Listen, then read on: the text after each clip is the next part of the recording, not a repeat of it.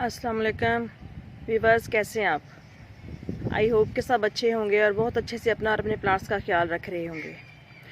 तो फ्रेंड्स, आज मैं आपके साथ बात करूंगी रोज़ेज़ पे। रोज़ प्लांट देसी वैरायटी हो या इंग्लिश वैरायटी हो, कोई सा भी रोज़ हो, सभी को अच्छे लगते हैं। और हर फूल की खूबसूरती अपनी जगह, लेकिन रोज़ का मुकाबला कोई दूसरा फूल नहीं कर सकता।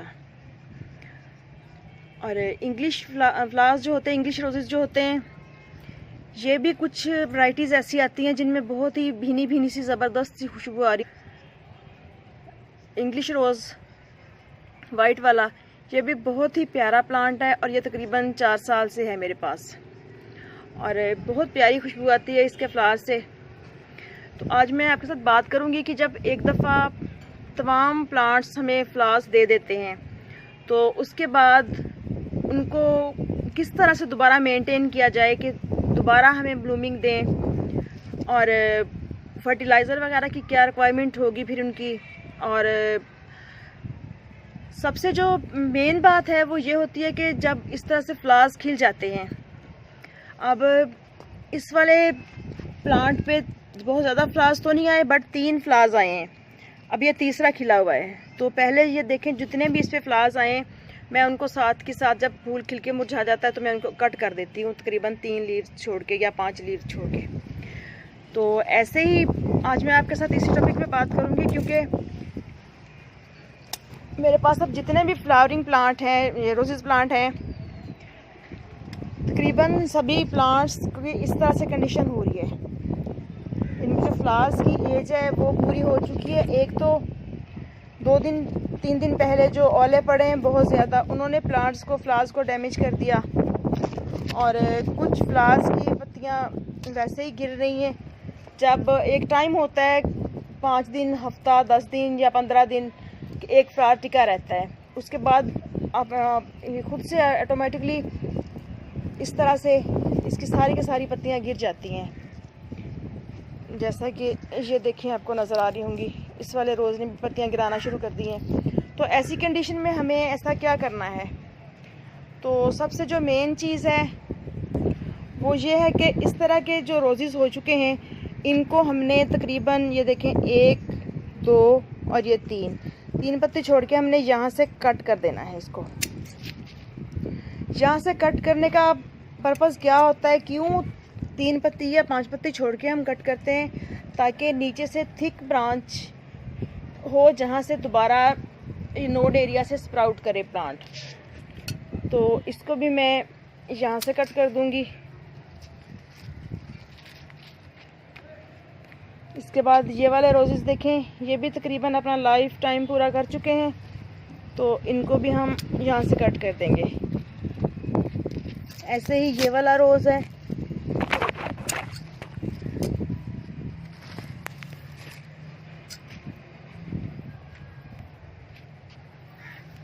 और इसको भी ये देखें, 1, 2, 3, 4 और 5, ये 5 पत्ती तक आके तो हम इसको यहाँ से कट कर देंगे, क्योंकि नीचे से ब्रांच हेल्दी होगी तो ही दोबारा इस पे स्प्राउटिंग होगी और न्यू बर्ड्स बन पाएंगी इन पे। ऐसे ये भी बहुत प्यारा सा टीपिंग रोज़ था, ये देखें, रोज़ अपना टाइम पूरा कर चुका है। कुछ ओलों ने और तेज़ हवाओं ने इसको ख़राब किया और ये स्प्राउटिंग यहाँ से शुरू हो चुकी है। अगर हम इसको कट नहीं करते तो इसका सीड पोट यहाँ बनना शुरू हो जाएगा और इन ब्रांचेस को हेल्दी फूड नहीं मिल पाएगी और ये ब्रांचेस बिल्कुल वीक सी रह जाएंगी।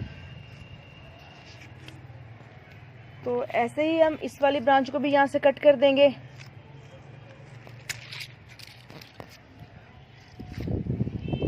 जो लैगी सी ब्रांचेस होती हैं उनको कट कर देना ही बेहतर होता है। जी तो नहीं चाह रहा होता कि इनको कट करें, बट मज़ीद फ्लावरिंग लेने के लिए ये करना ज़रूरी हो जाता है।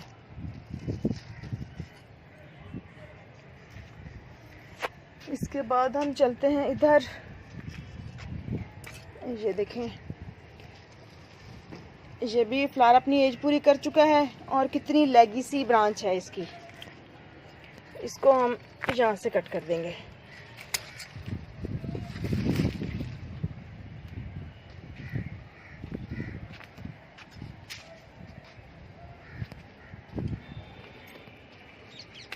ये देसी रोज़ है, तो इसकी पिंचिंग मेरा थोड़ी देर पहले वीडियो बनाने का कोई इरादा नहीं था, तो मैं इसके तमाम फ्लावर्स को कट करके तो इधर ही किसी गमले में डाल चुकी हूँ। और इसके बाद ये वाला प्लांट देखें, फ्लावर्स प्लांट पे लगे हुए लगते तो अच्छे हैं, उतारने को जी नहीं चाहता, बट जब इस तरह से होते हैं तो फिर कट कर देना ही बेहतर होता है प्लांट्स की हेल्थ के लिए।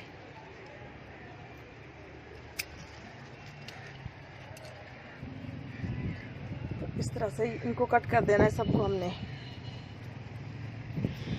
और नेक्स्ट रोज़ प्लांट के पास चलते हैं।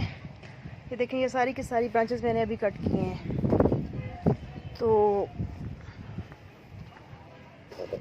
ये पिंक वाला रोज़ है, लेकिन बारिश की वजह से और ओले पड़ने की वजह से इसकी ये कंडीशन हो चुकी है, तो मैं इसको भी यहाँ से कट कर दूँगी ताकि मेरे प्लांट पे मज़ीद अच्छी और हेल्दी ब्लूमिंग निकले। रोज़ प्लांट के लिए प्रूनिंग और पिंचिंग बहुत ज़्यादा ज़रूरी होता है। ये देखें, ये भी एक बहुत प्यारा सा रोज़ खिला हुआ है और इसकी भी एज पूरी होने को है तकरीबन। और ये देखें, ये ओले पड़ने की वजह से ये कंडीशन हो रही है प्लांट की। जो न्यू शूटिंग आ रही थी उनके ऊपर भी इस तरह से सारे लीव्स डैमेज हो रहे हैं। तो इसके बाद जो हमारा काम है वो हमने करना ये है कि तमाम रोज़ प्लांट्स को हमने गुड़ाई करनी है। किसी भी चीज़ के साथ आप कर सकते हैं, खुरपी ले लें, इस तरह से प्लांट की स्टेम से थोड़ा दूर दूर इसकी रूट्स को नहीं छेड़ना, और गमले के किनारे किनारे के साथ से हमने अच्छी तरह से इसको गुड़ाई करके मिट्टी नरम कर देनी है।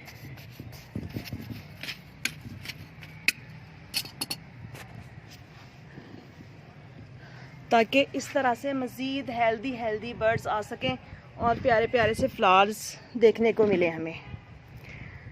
तो अगला जो स्टेप है वो हमने करना ये है कि इसमें आप काउडंग मैन्योर डाल दें, डीएपी के चंद दाने डाल दें। लिक्विड तो जो भी बनाती हूँ मैं वो मैं अक्सर बता देती हूँ कि मैं तकरीबन सभी प्लांट्स को डालती हूँ। जितने भी मेरे गार्डन में पड़े हुए हैं, छोटे बड़े ऑर्नामेंटल और जो परमानेंट प्लांट्स हैं उनको, फ्लावरिंग प्लांट्स को, वेजिटेबल्स को, सभी को डाल देती हूँ थोड़ी थोड़ी। तो चलें डालते हैं इसको भी जी। तो ये है जी डीएपी फर्टिलाइज़र। तो इसको हमने सिर्फ इस तरह से चंद दाने लेके तो गमले के साथ इस तरह से किनारे किनारे पे डाल देने हैं। ऐसे इस वाले पॉट में भी मैं गुड़ाई कर चुकी हूँ तो इसमें भी डाल दूँगी।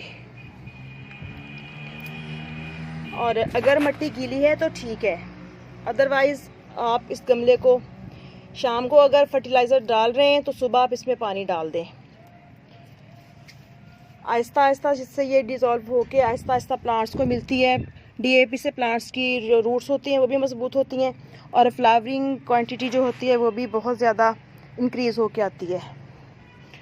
तो इसके अलावा एक और चीज़ जो बहुत ही ज़रूरी होती है रोज़ प्लांट्स के लिए, वो मैं आपको बताती चलूँ कि इन प्लांट्स के नीचे से यहाँ से सक्कर्स निकलते हैं, जितने भी रोज़ प्लांट्स हैं, तो उसको हमने बढ़ने नहीं देना। ये देखें, इसको हमने यहीं से रिमूव कर देना है, कट कर देना है, क्योंकि प्लांट जो होता है उसकी ग्राफ्टिंग होती है यहाँ से। तो ग्राफ्टेड एरिया से नीचे जितनी भी इसकी ब्रांचेस निकलेंगी उनको हमने कट करना होगा। तो ऐसे ही इस प्लांट पे ये वाली ब्रांच भी नीचे से निकली हुई है, तो हम इसको भी कट कर देंगे। ये देखें, और तमाम प्लांट्स को मैं गुड़ाई करके तो इनमें फर्टिलाइज़र डाल दूँगी, जितने भी मेरे पास रोज़ेज़ के प्लांट्स हैं, क्योंकि अगर मैं सबको करके दिखाने लग जाऊँ तो मेरा वीडियो बहुत ज़्यादा लंबा हो जाएगा। तो इधर मैं आपको दिखाती हूँ, मेरे इस वाले प्लांट पे बहुत ज़्यादा सक्कर्स निकले हुए थे, जिनको अभी मैंने थोड़ा टाइम पहले रिमूव किया है। ये देखें कितनी हेल्दी ग्रोथ होती है, और जब ये शक्कर निकलते हैं तो इनकी ग्रोथ इतनी ज़्यादा तेज़ी से होती है कि उतना प्लांट ऊपर से ग्रोथ नहीं करता जितना ये जो नीचे से निकलती हैं शाखें, ये बहुत जल्द बढ़ के लंबी हो जाती हैं, प्लांट छोटा रह जाता है इसके सामने। तो ऐसे ही ये देखें, आपको एक और दिखाऊं, ये देखें। और बाज़ औक़ात इनको ग्रो करें, अगर छोटी छोटी सी रूट्स बनी हुई हों तो ये जड़ें पकड़ लेती हैं और न्यू प्लांट्स बन जाता है। बट वो देसी रोज़ होगा, वो इंग्लिश रोज़ नहीं होगा, यानी कि जिसे जंगली रोज़ कहा जाता है। तो ऐसे ही इन टिप्स पे अमल करके आप अपने प्लांट्स को बहुत हेल्दी और बहुत ही अच्छी फ्लावरिंग देने के काबिल बना सकते हैं। यानी कि नंबर 1, जब इस तरह से एक दफ़ा प्लांट्स फ्लावरिंग दे चुके हैं तो तमाम साथ के साथ जो फ्लावर्स इसके डेड हो जाते हैं, डेड हेडिंग करते जाएं, और जब फ्लावर्स जो हैं उनकी लाइफ टाइम जो है उनका पूरा हो जाए तो उनको काटते जाएं साथ साथ। उसके बाद प्लांट्स के नीचे से जो सक्कर्स निकलते हैं उनको साथ के साथ रिमूव करते जाएं, और प्लांट्स को गुड़ाई करके तो आप फर्टिलाइज़र डाल दें जौन सा भी आपके पास हो। ऐसे ये देखें, एक शक्कर इस वाले प्लांट के साथ से निकल रहा है, इसको हाथ से किया जा सकता है बहुत इजीली। तो इस तरह से थोड़ी सी केयर करके हम अपने पास बहुत ही अच्छी ब्लूमिंग पा सकते हैं अपने गार्डन में, अपने फ्लावर्स पे। ये जितनी ब्रांचेस मैंने कट की हैं देखें, ना भी करती तो कोई ऐसा मसला नहीं था, बट मज़ीद फ्लावरिंग के लिए प्लांट तैयार ना हो पाता।